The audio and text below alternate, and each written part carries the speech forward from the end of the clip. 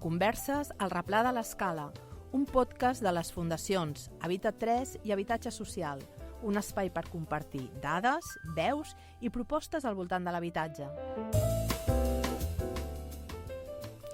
Us donem la benvinguda a Habitatge, Salut Mental i Addiccions, el quart capítol ja de Converses al replà de l'Escala, on ens aproparem a la realitat de les persones amb situacions de salut mental i addiccions i el paper clau que té l'habitatge en els seus processos de recuperació. Donem primer les gràcies a les dues persones que ens acompanyen en aquesta conversa. Neus Ferrés, que és directora de l'àrea d'habitatge de la Fundació Silvestre Moreno, abans Fundació Malalts Mentals de Catalunya, i és la coordinadora del Consell d'Habitatge del Fòrum de Salut Mental i Addiccions, del que Judit també forma part.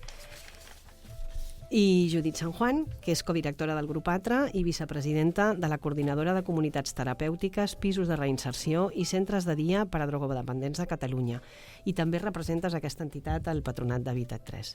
Moltes gràcies a les dues per acompanyar-nos avui i voldríem començar amb una primera introducció per posar-nos en context, que ens expliqueu una mica què són les vostres entitats i què fan. I Neus, de què estem parlant quan parlem de situacions de salut mental?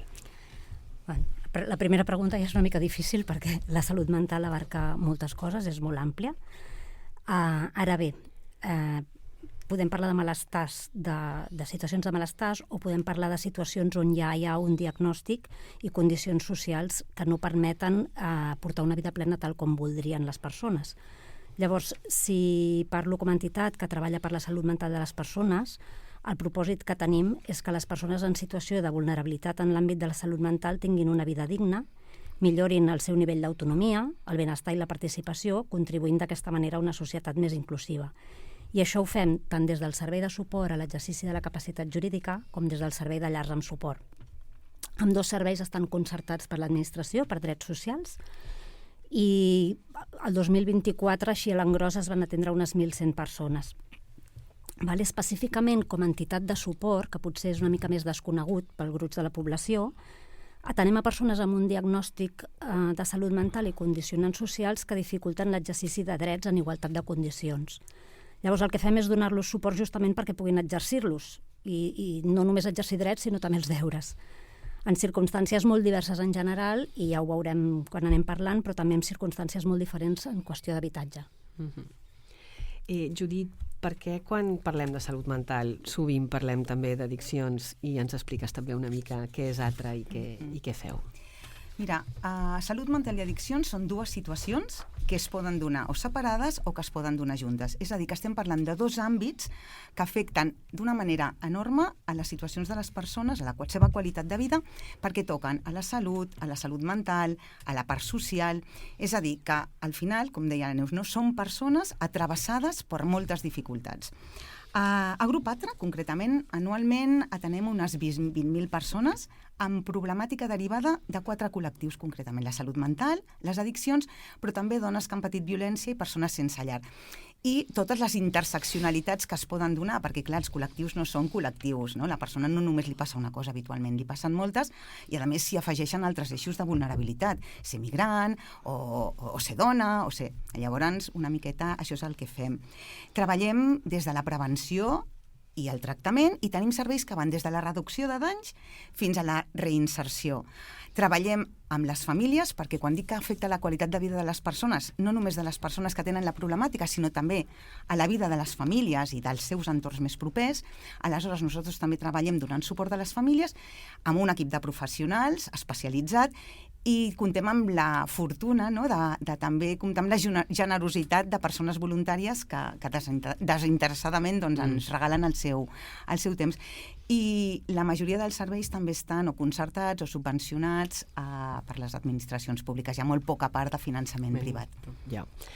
Ens podeu donar algunes dades que ens situïn, que ens ajudin a entendre quin és l'abast d'aquestes situacions, tant en general com en relació a altres àmbits com l'habitatge o la feina o la salut?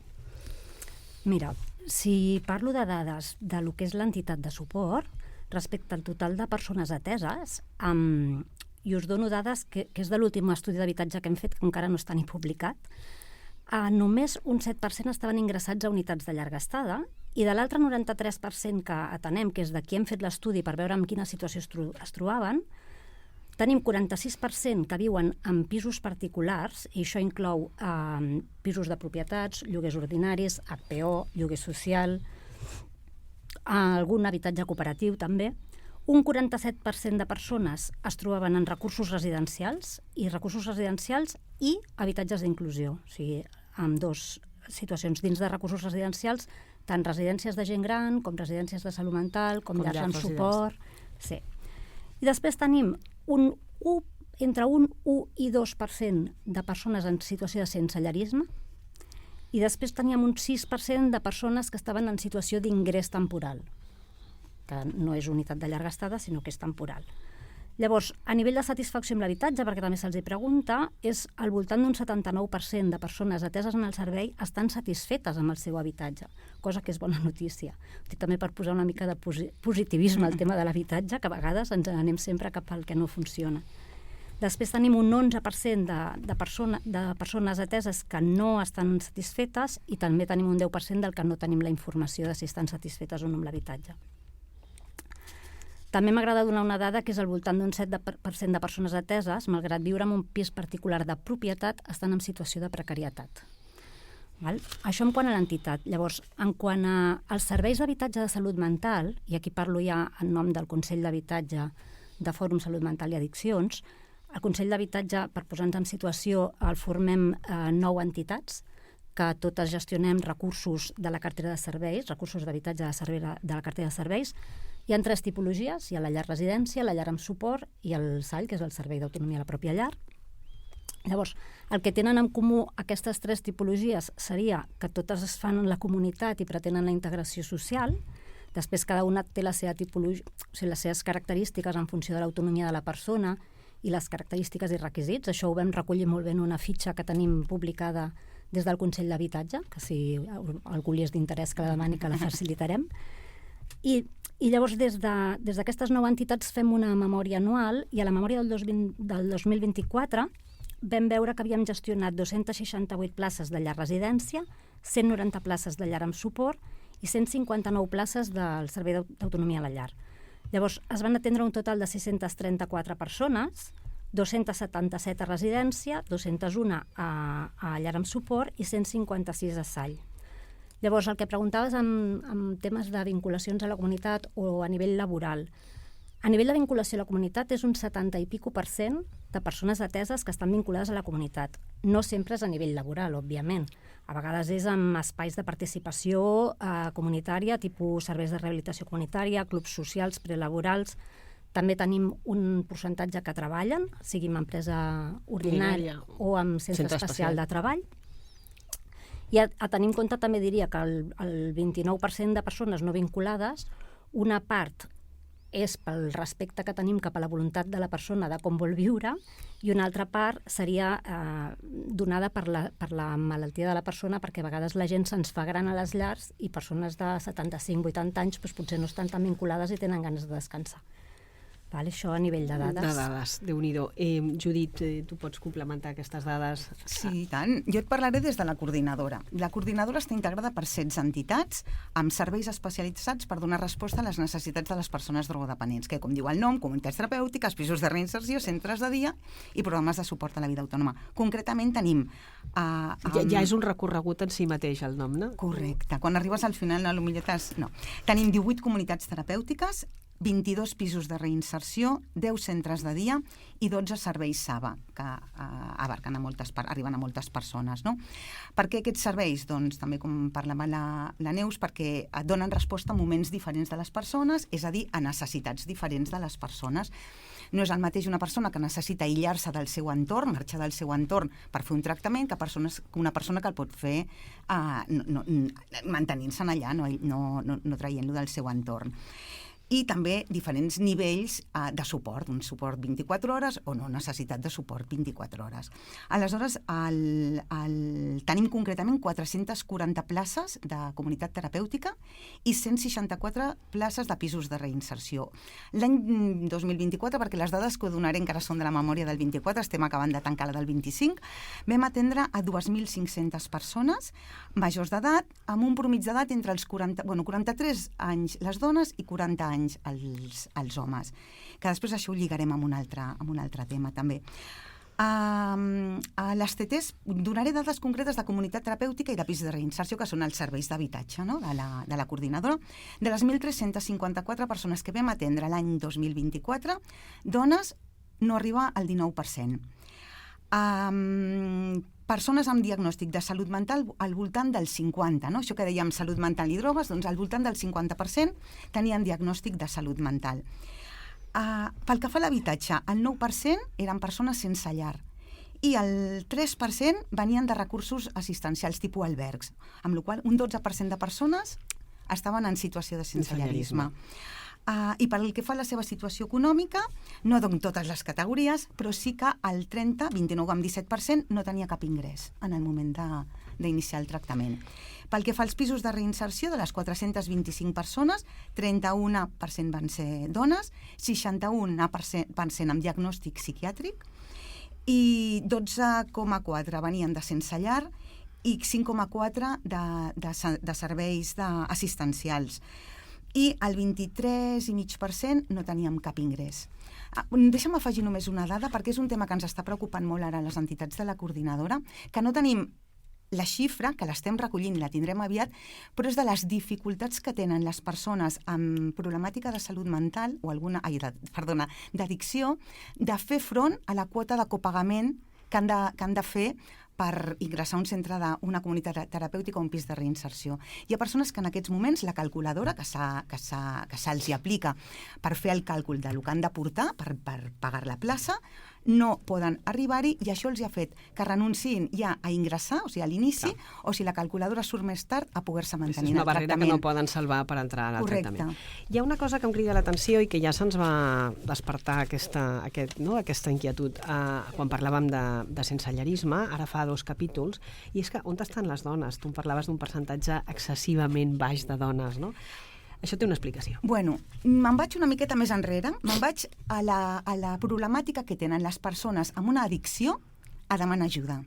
Això està molt relacionat amb el pes de l'estigma, no? amb el que costa acceptar o assumir o fer públic que tens una problemàtica d'addicció. No tenim una xifra mitjana oficial, però sí que alguns estudis ens diuen que una persona, des que el seu consum es converteix problemàtic, que demana l'ajuda, poden passar, entre 15 i 17 anys. Ostres! Vale? En el cas de les dones, fa un parell de setmanes vam fer el Congrés de la UNAD, que és una plataforma nacional que agrupa totes les entitats, o moltes de les entitats d'addiccions. A la conferència inaugural es va dir que les dones triguen 10 anys més de promig que els homes en demanar ajuda. Això vol dir que hi ha menys dones? Bueno, això del que ens parla realment és de les barreres que tenen les dones per arribar a demanar un habitatge. Quines són aquestes barreres? L'estigma, l'autoestigma, la dependència econòmica, les càrregues familiars, la por a perdre la custòdia dels fills i de les filles, o inclús el fet que no hi ha uns serveis específics que puguin donar resposta a les seves necessitats. I aquí només deixa'm afegir una dada més, que és que el 22% de les dones que estan en tractament en addiccions que el 22% del percentatge, que només arriben al 22% de dones de promig. Però, a més d'aquestes persones que estan en tractament, el 80% diuen haver patit algun tipus de violència al llarg de la seva vida. Amb la qual i diuen que les expertes diuen que això està infradiagnosticat, que no són 80%, sinó que és més del 80%, arribarien al 95%.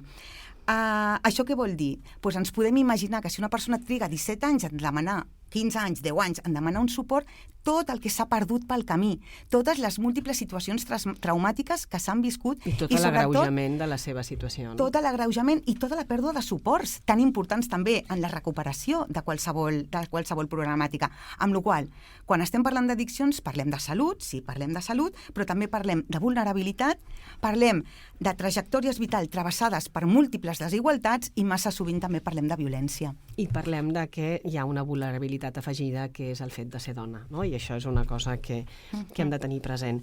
Molt breument, i abans de donar pas als testimonis en primera persona, com serien els recorreguts, els processos que fan les persones a les que acompanyeu? Neus? Si algú no són, és lineals. Començaria per dir això. Si lineals no són.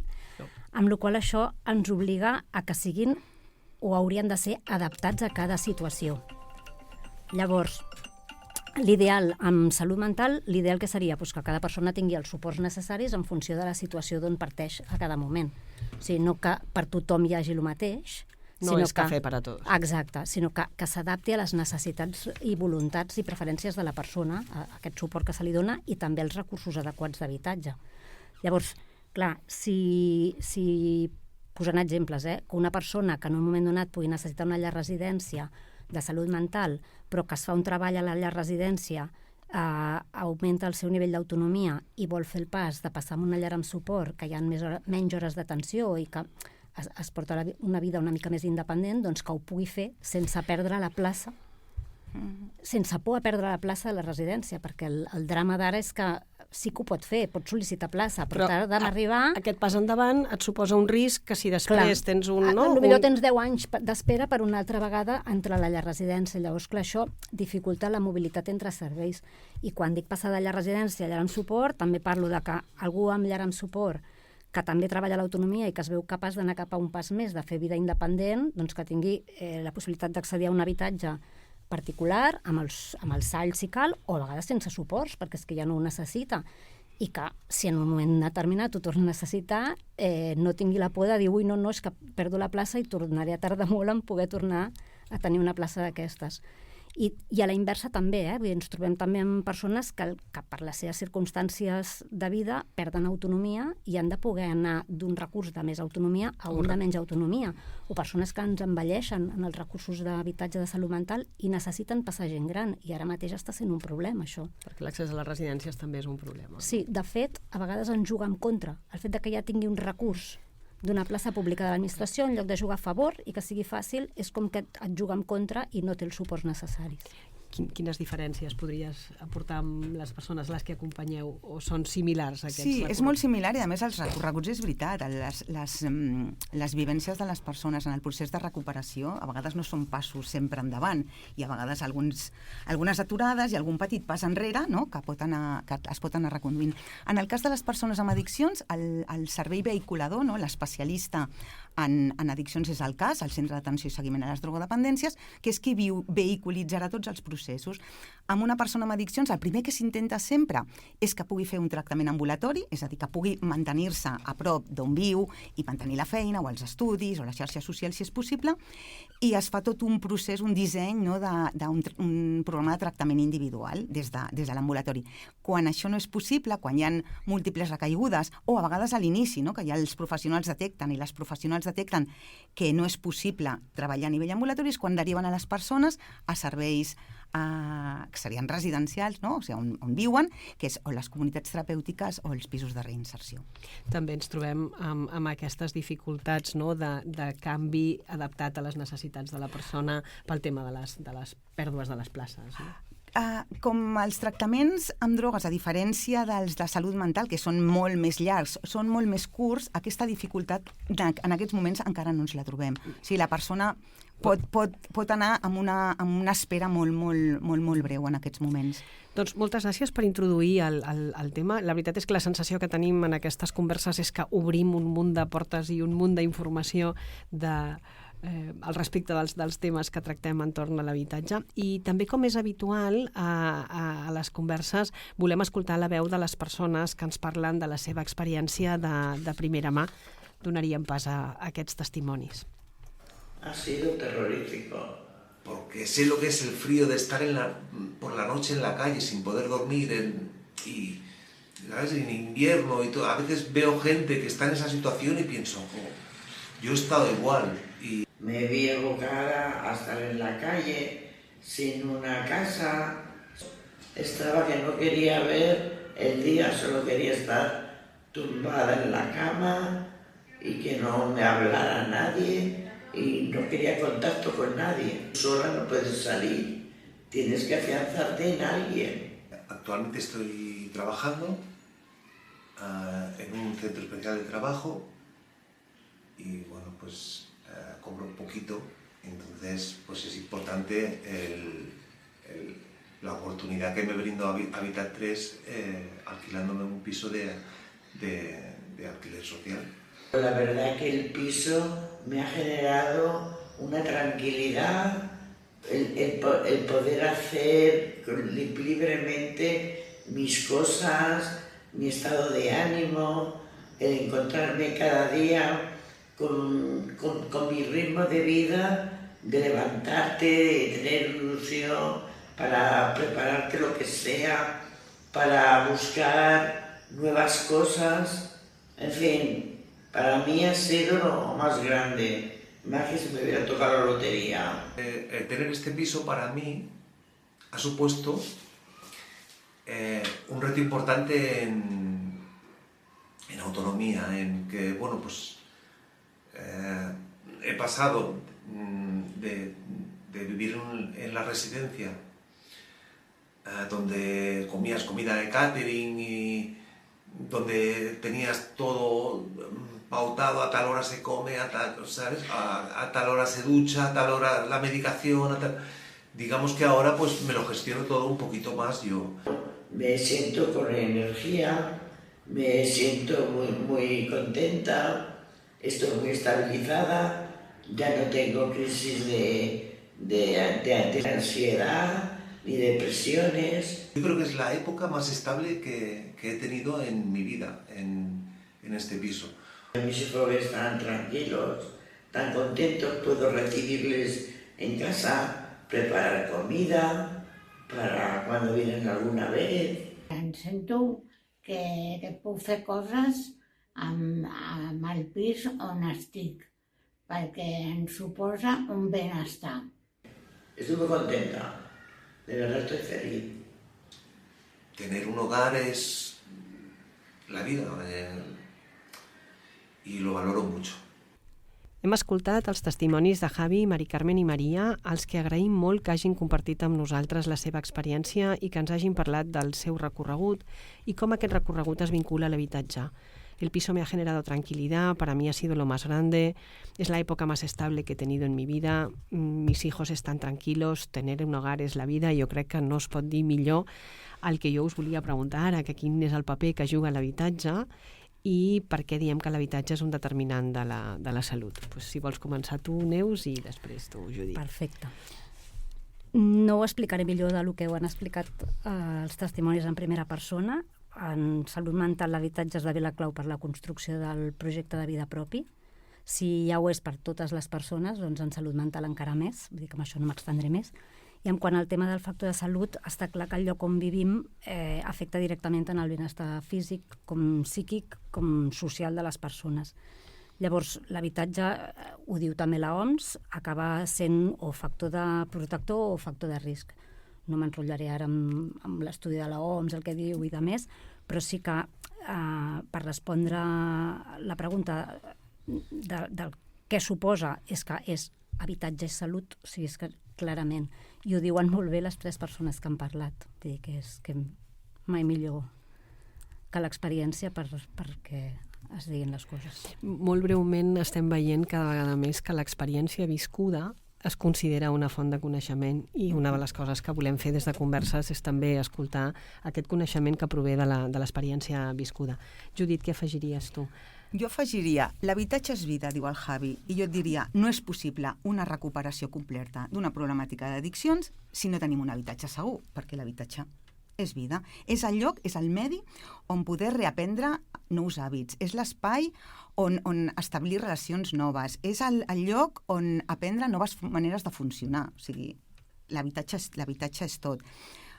Tenim el pes de l'estigma, no? que dificulta moltes vegades que aquestes persones puguin arribar a gaudir d'habitatge. I m'agradaria també parlar, ja que parlem de dificultats, de les dificultats que tenim les entitats socials a l'hora de poder fer un dispositiu, de crear un dispositiu per persones amb drogodependència. Ens trobem amb unes barreres i aquestes barreres són des dels preus que costen ara llogar un immoble, que a més no estan dintre del que serien els pressupostos de la Generalitat, no està calculat el pressupost del preu plaça pels costos dels immobles de segons quins municipis. Tenim una altra problemàtica, que és quan li diem a un llogater o li diem a una llogatera o li diem a una empresa immobiliària, que volem llogar un pis per posar un habitatge per persones que van a fer la reinserció amb drogodependències, se'ns espanten i sovint ens diuen que no ens el volen llogar. I després tenim un altre problema, que suposo que també us sonarà, que és, i que a més ha generat algunes manifestacions veïnals, que és el fenomen NIMBY, Not in my backyard. És allò de que, sí, anem a fer aquest servei, però no me'l posis al costat de casa, no? Llavors, sumades aquestes 3 situacions ha fet que moltes vegades alguns serveis no s'hagin pogut posar en marxa. I per què l'habitatge és determinant? Deixa'm simplement posar-nos en una situació, no? Imagina't, Natàlia, que per un moment no tens una casa.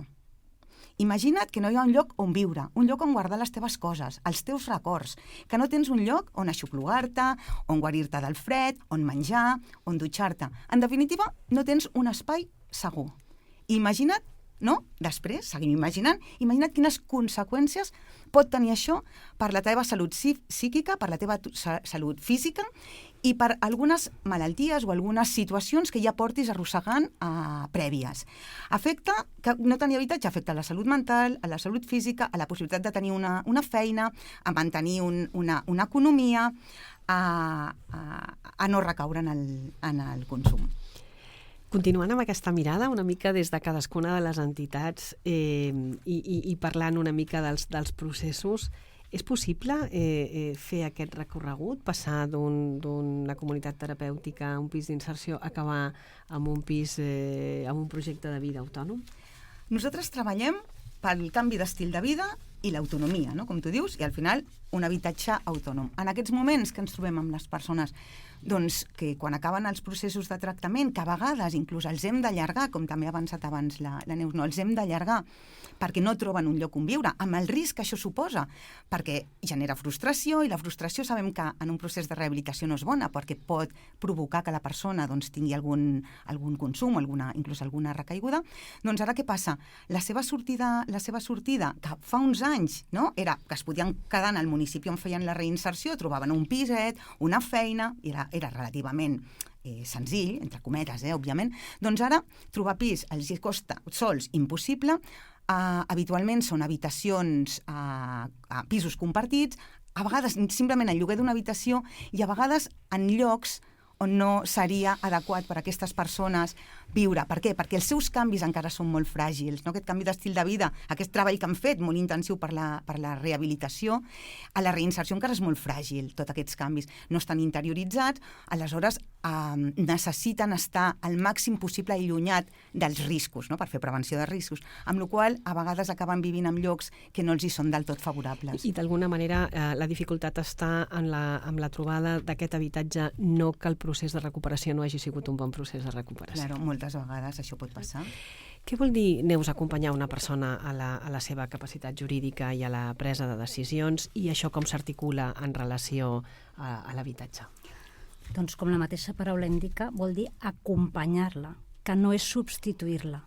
És a dir, venim d'un passat on les persones s'incapacitaven i preníem decisions per elles. Això s'ha acabat amb el nou paradigma. Llavors, la paraula acompanyar és la millor, perquè es tracta d'acompanyar en la presa de decisions i tot el que això implica, que vol dir que s'ha de fer un esforç perquè aquestes persones que ajudes a la presa de decisions entenguin el que estan decidint. Per tant, vol dir que les persones han d'estar ben informades, han de poder decidir sobre el seu futur en plena llibertat, sobre el seu present també, i en relació a l'habitatge el focus estaria en acompanyar cap a la vida independent, però partint del punt on estigui cada persona, que una mica torno al que parlàvem abans, no? No és lineal, és cada persona des del punt on parteix i des de les seves voluntats i les seves preferències i necessitats, doncs acompanyar-la cap a la vida independent. Actualment s'està parlant molt de la desinstitucionalització psiquiàtrica. L'habitatge aquí té un paper fonamental en l'èxit o no èxit d'aquesta desinstitucionalització. Poso un exemple molt ràpid. Una persona amb una unitat de llarga estada psiquiàtrica és donada d'alta, però es treballa amb la xarxa des de l'entitat de suport conjuntament amb els agents externs que tenen a la persona, es prepara aquesta alta. Des de l'entitat de suport es busca un pis que compartirà amb 2 persones més. Es fa tot un treball de coneixença entre les persones, de compatibilitat, etc. i es prepara des de la unitat hospitalària, se la deriva cap a unitat funcional, cap a on pugui seguir tenint aquest seguiment constant i proper de la persona. Aquesta persona marxa de la unitat hospitalària, està vivint en el pis de lloguer compartit i va tenint el seu seguiment. Que en un moment es desestabilitza i ha de fer un ingrés puntual, doncs fa un ingrés puntual i quan s'acaba aquest ingrés torna a casa seva, igual que amb una malaltia orgànica com ens pot passar a tots. Un altre exemple, contraposat totalment, una persona a llarga estada es dona una alta hospitalària sense previ treball, la data és X, al cap d'una setmana no hi ha recurs d'habitatge possible, l'únic recurs que trobem possible amb aquesta pressa és una habitació en una pensió. Quin és el resultat? Que al cap d'una setmana aquesta persona torna a ingressar. Fem porta giratòria, fracàs per la persona i molt més car pel sistema, també. Vull dir que...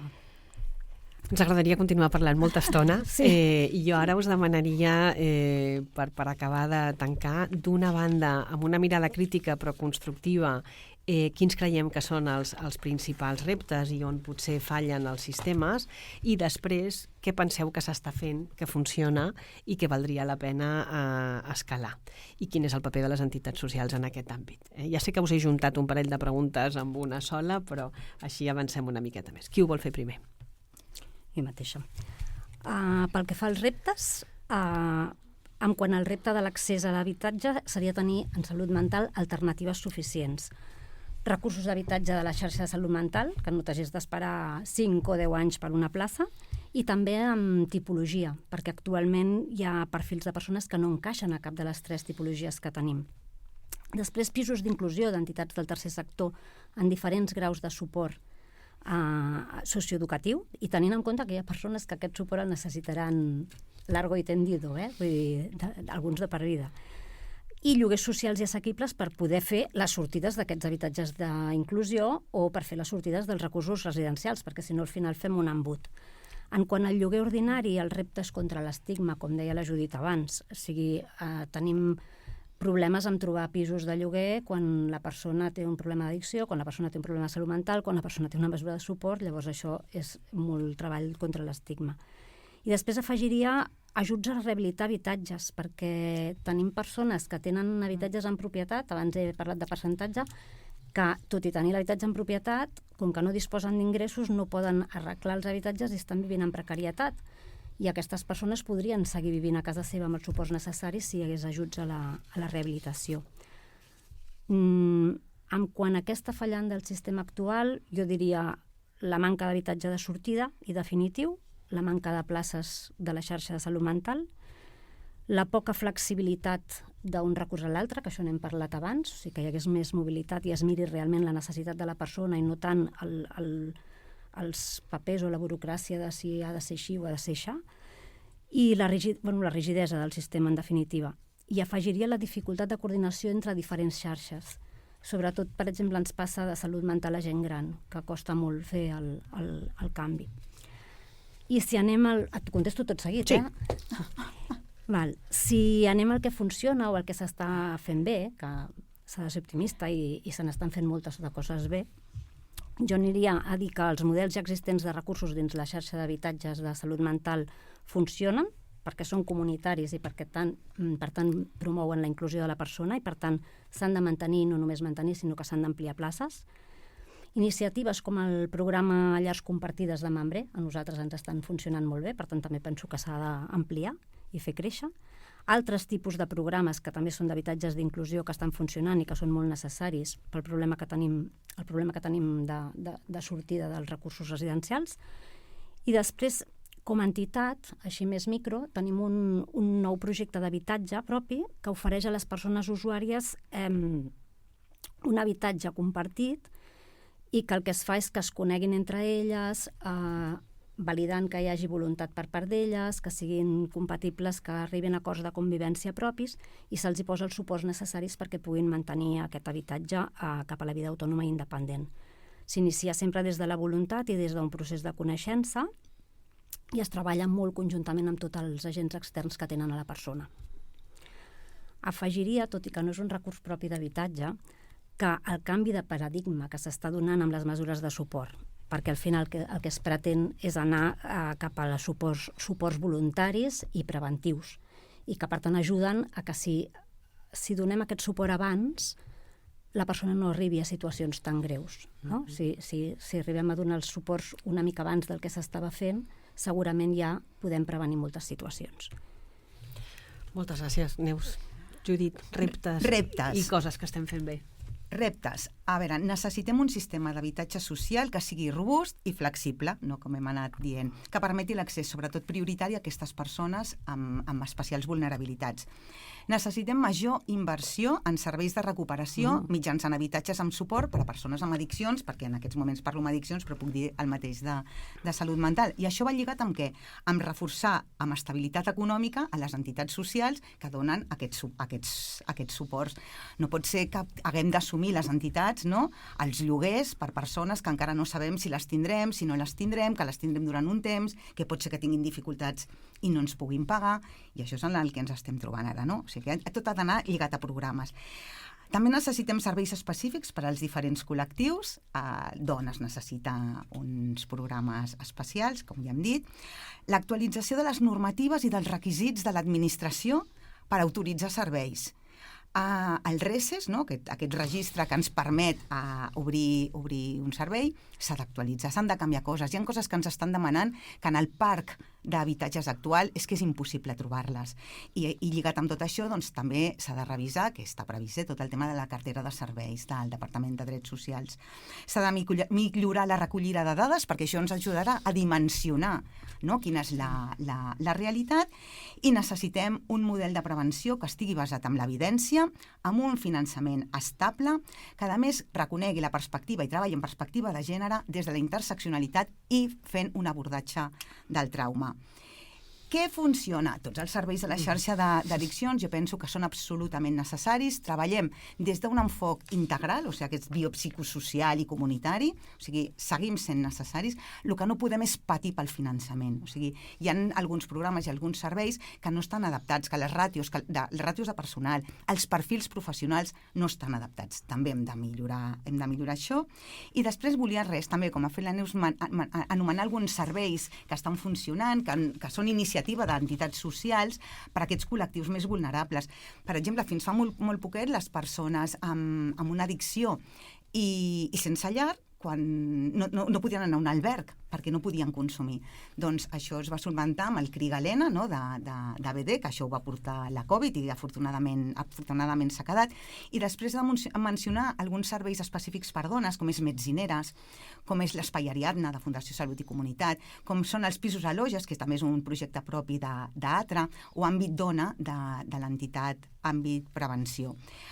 El paper de les entitats, doncs les entitats tenim un paper clau, però un paper clau que a més és privilegiat. I per què és privilegiat? Doncs és privilegiat perquè tenim la fortuna d'estar treballant al costat de les persones. Quan tu treballes al costat de les persones, ets la primera que detectes les necessitats que tenen, molt més abans que altres recursos més institucionalitzats. A més, les entitats socials actuen amb una vocació, no?, de servei públic. Això vol dir que posem les necessitats de les persones en el centre de la nostra acció.